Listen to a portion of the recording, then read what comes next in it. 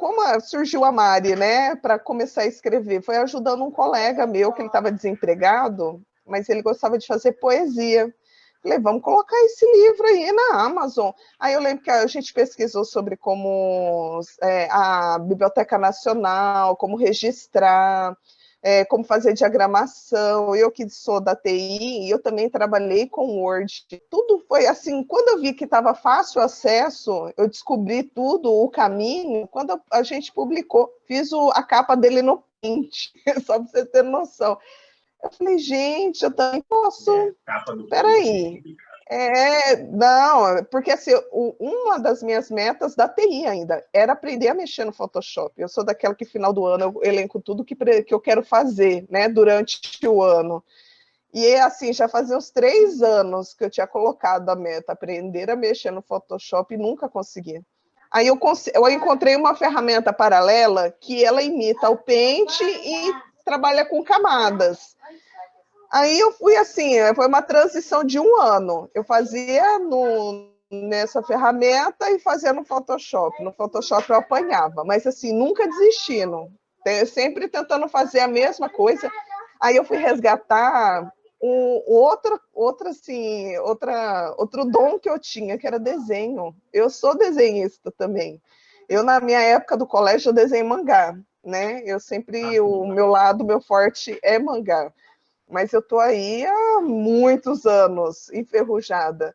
Aí eu falei, gente, por que eu não uso a teoria, né, do desenho para fazer banner, para fazer arte digital? E realmente Foi na mesma época que a filha da minha professora de desenho começou a produzir conteúdo. Eu falei, gente, vou seguir ela e, sabe, para mexer com cores, combinação, letra, fundo. Falei, olha, me enriqueceu bastante essa informação.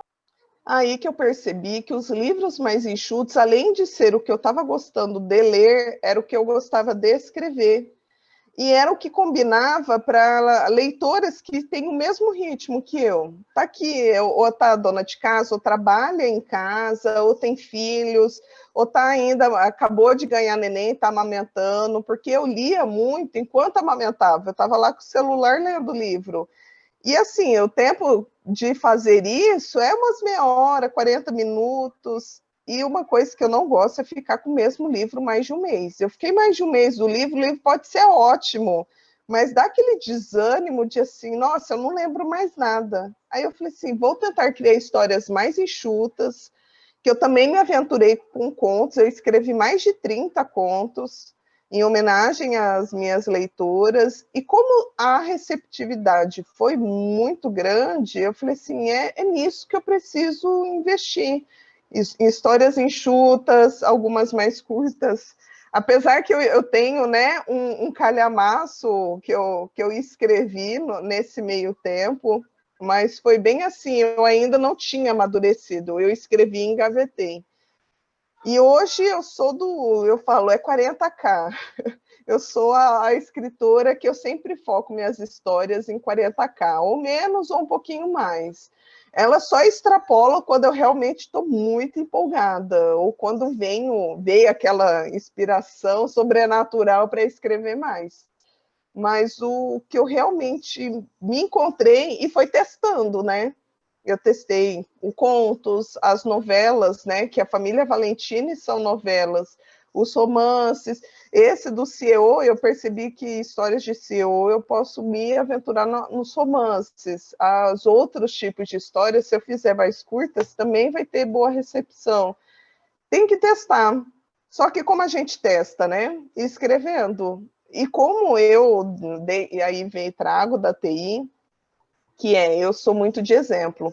Eu entendia como o sistema funcionava se você me mostrasse ele funcionando. Você não precisava me explicar a teoria. Eu vendo ele funcionar, eu conseguia.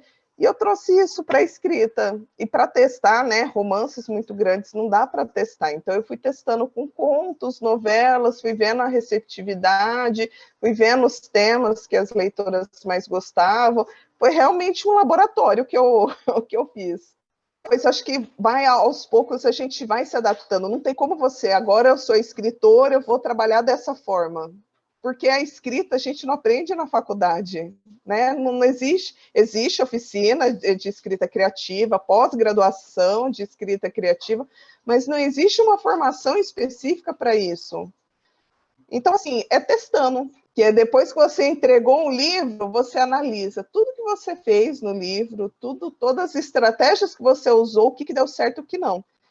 E meio que assim, olhar todos os livros, quais são os temas e qual é o pano de fundo. E eu percebi que tinha semelhanças, que dava para eu realmente assim costurar um universo, mas não que os livros vão se conversar.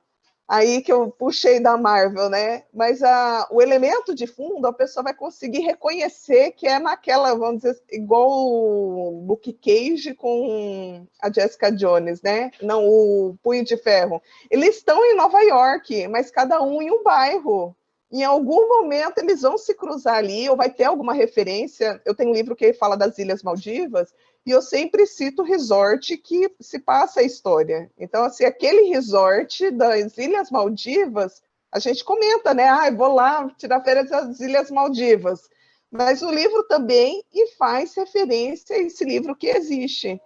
Então, eu comecei a criar essas mínimas referências que não impede do leitor ler e morrer o assunto, mas ao mesmo tempo que traz aquela nostalgia de, eu lembro desse livro, eu brinco com as minhas leitoras que são os easter eggs. Alguém reconheceu um easter egg aí, ela fala, falou do fulano, que é daquele livro.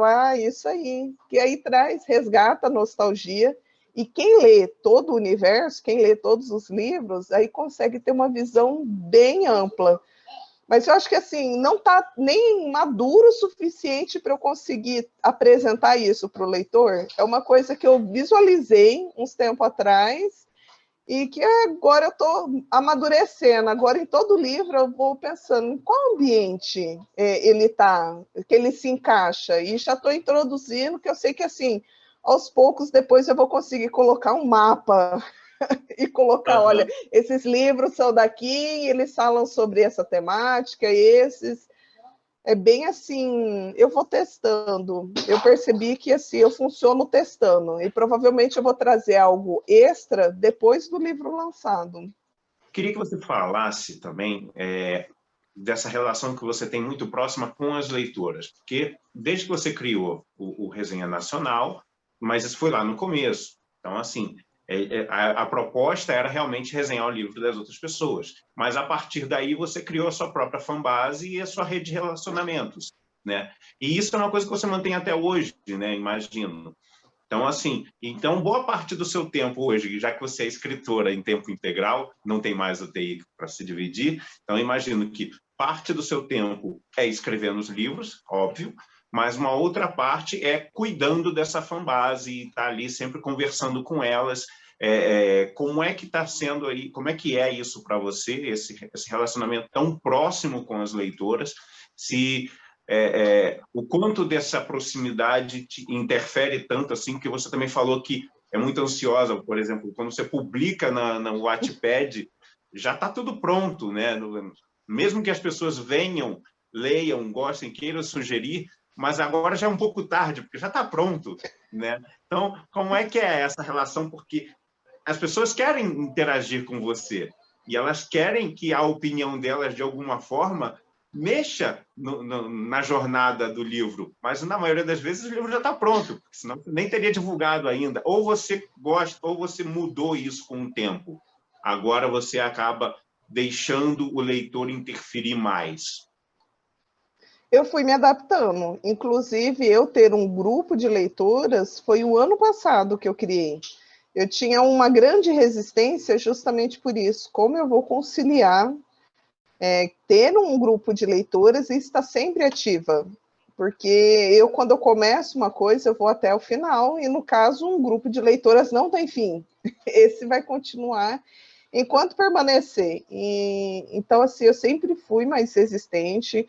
As minhas leitoras, eu conversava realmente, era nos grupos do Facebook, um pouquinho direto no Instagram. Aí, quando eu comecei a parceria com a Jéssica Macedo, que ela tem um grupo de leituras no WhatsApp, que começou a me dar mais proximidade, eu comecei a interagir lá, eu comecei a ganhar um pouquinho mais assim de confiança, fui vendo como agir, né? Que eu não precisava, né, estar ali 24 horas, eu poderia estar ali escolhendo. Eu fui me adaptando, até que eu falei, não, agora eu vou abrir. Eu costumo conversar com as leitoras sobre enredo, como o livro está indo, antes de eu começar a escrever. Então, até conversando, e isso foi realmente influência, porque a gente brinca bastante dentro do grupo. Eu sou muito brincalhona nesse sentido. E a gente está falando, porque o meu próximo mocinho vai engravidar, a mocinha sem querer, né? Sem querer nada, né? Mas vai engravidar e não sei o que começou, aí uma fala assim, o quê? Vai engravidar duas? Eu falei, não dá ideia, já gostei da ideia, engravidou duas.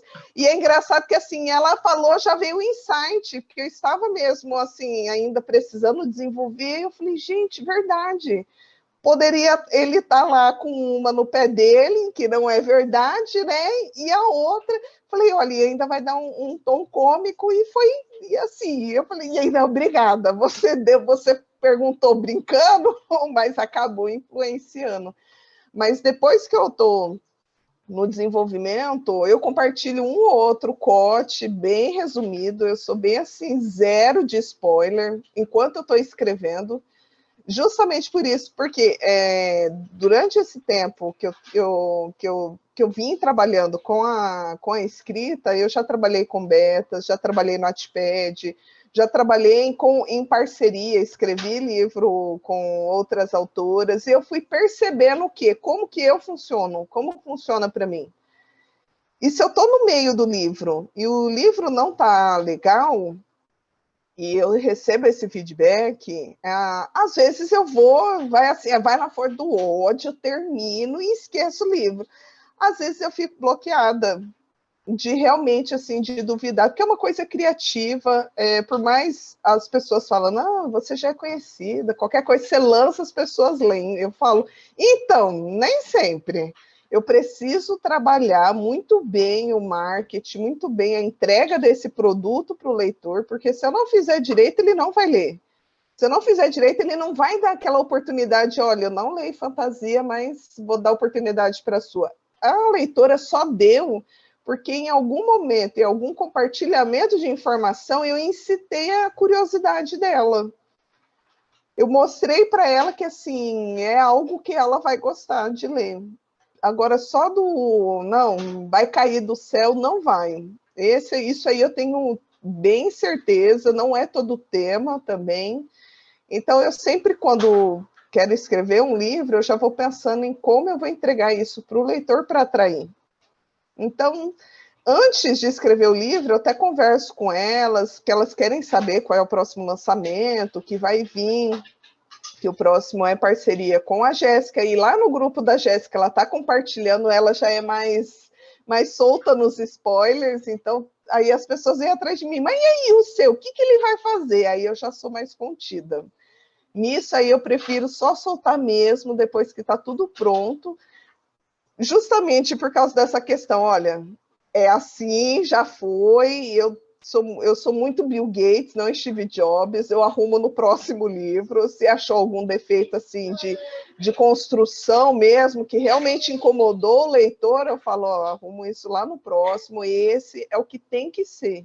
Porque na hora de escrever, eu deixo a intuição falar, eu faço roteiro, escaleta, faço tudo bonitinho. Mas, assim, na hora de escrever, eu escrevo, e quando eu paro, que daí eu confronto. Isso aqui eu realmente escrevi, isso aqui eu mudei, aí eu já vou adaptando, porque eu prefiro deixar fluir, porque eu sei que a minha intuição, ela tá firme no propósito dela.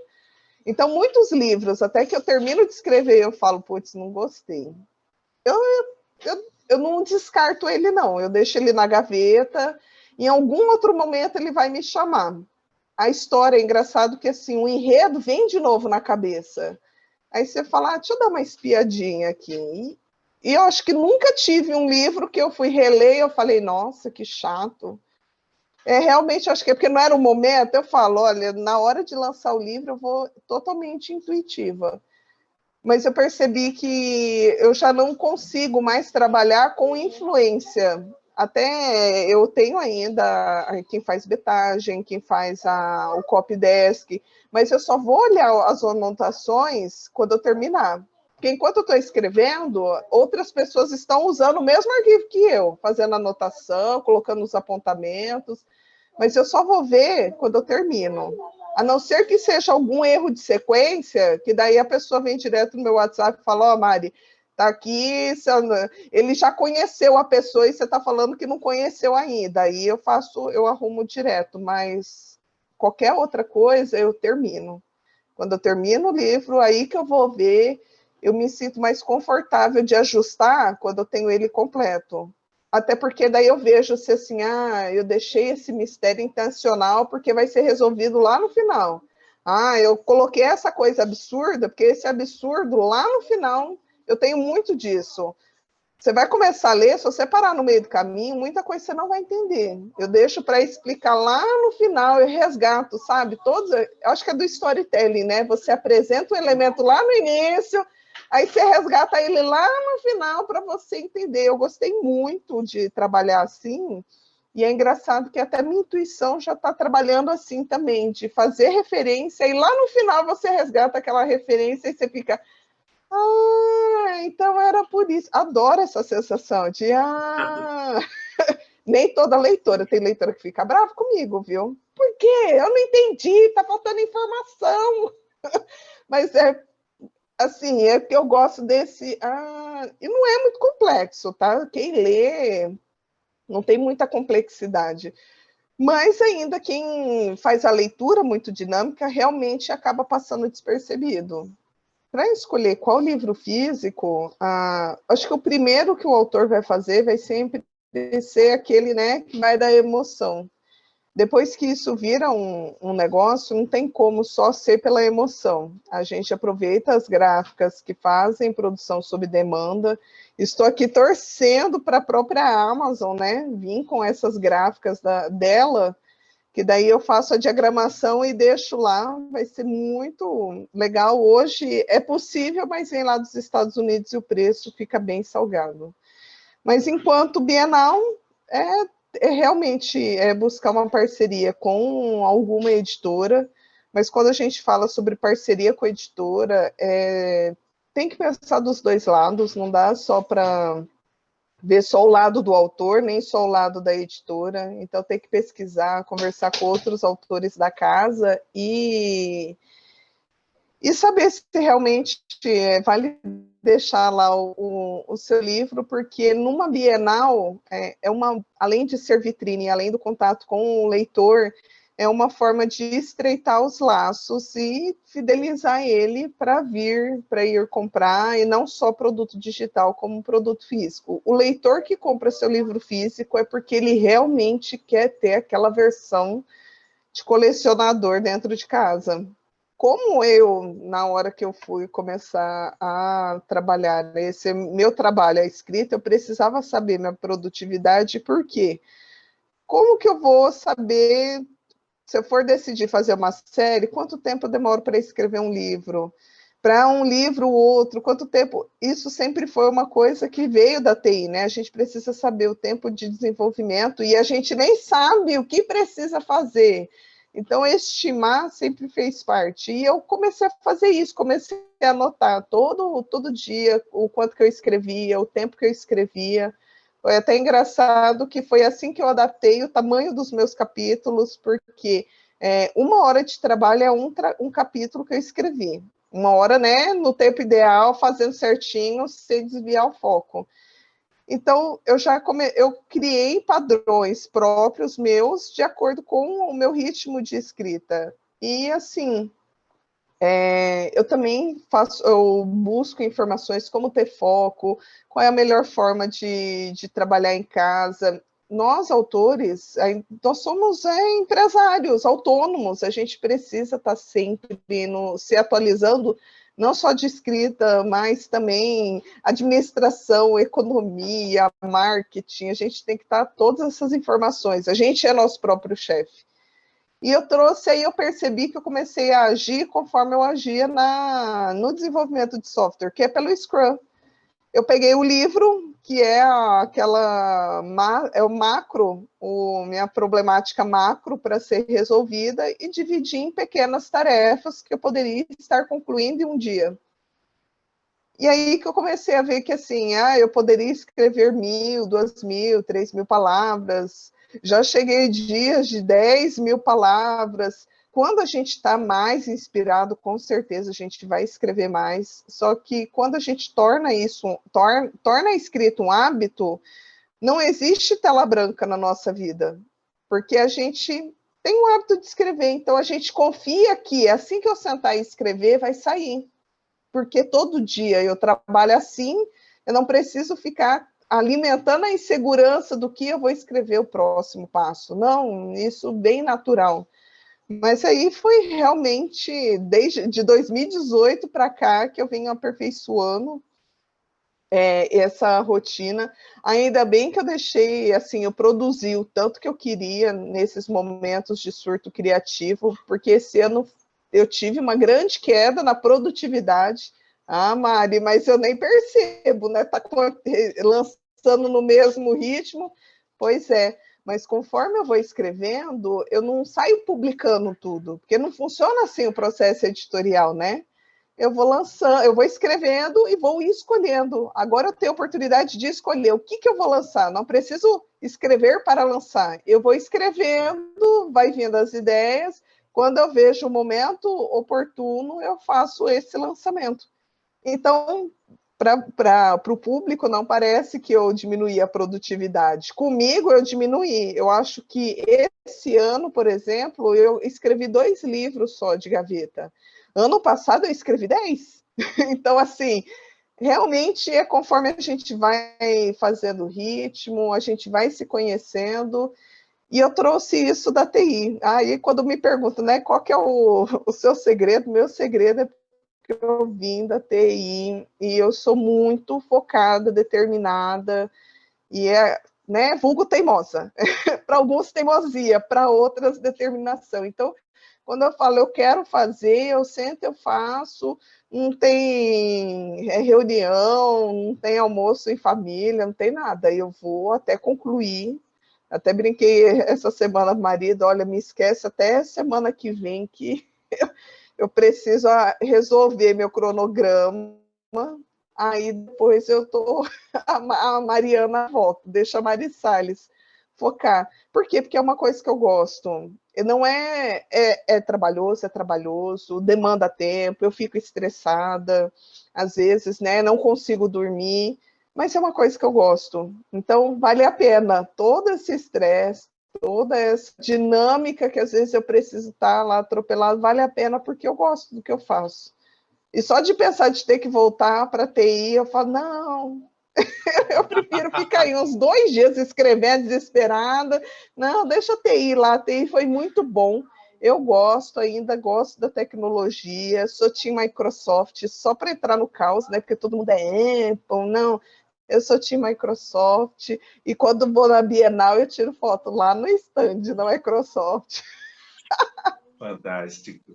Maravilhoso. Muito obrigado, Mari, e até mais. Obrigada. Tchau, tchau.